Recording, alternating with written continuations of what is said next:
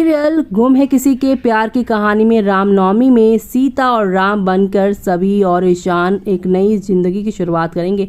लेकिन एक रावण का साया उन पर पड़ने वाला है और वो रावण है चिन्मय, क्योंकि चिन्मय को घर लेकर आने वाली हैं सभी। दरअसल आज यहाँ सुरेखा के कहने पर दोबारा करेगा यशवंत फोन यहाँ पर, वो भी चिन्मय को। तो चिन्मय कोई जमीन देने को कहेगा जिसे देने से इनकार कर देगा यशवंत, और इसी बात से यहाँ पर अब सुरेखा और आप सभी के जो यशवंत है उनके बीच में लड़ाई हो जाएगी, क्योंकि यशवंत वो जमीन देना नहीं चाहते और आप सभी की सुरेखा अपने बेटे को पाने के लिए कुछ भी करना चाहती हैं। ऐसे में अब गार्डन में कोई जो है कंबल उड़ के दिखाई देगा आप सभी की सभी को, और वो कोई और नहीं बल्कि शिखा होगी। शिखा आप सभी को ऐसे देखकर हैरान है और सभी शिखा को ऐसे देखकर हैरान है। और अब यहाँ पर वो उससे कहेगी कि आजकल आप मुझसे बहुत सारी बातें छुपा रही, मैंने आपको देखा था उस दिन आप किसी होटल में गई थी। और यहाँ चिन्मय की बात रीवा से भी शेयर करते हुए नजर आ रहे हैं आप सभी के यहाँ पर ईशान। अब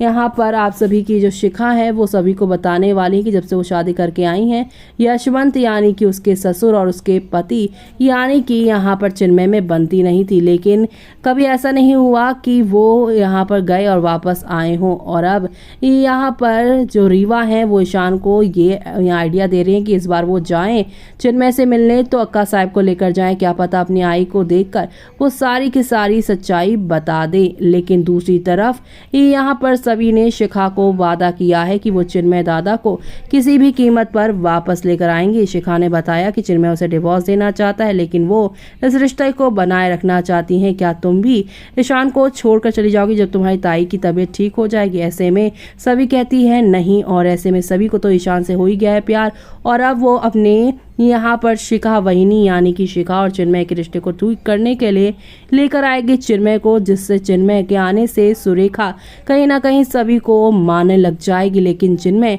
जो कि यहाँ पर ईशान से लड़ रहा है, भिड़ रहा है और वार्निंग दे चुका है, वो जब आएगा इनके घर में तो क्या नया तूफान लेकर आएगा, और रीवा के प्लान और सभी के प्लान से क्या क्या होगा।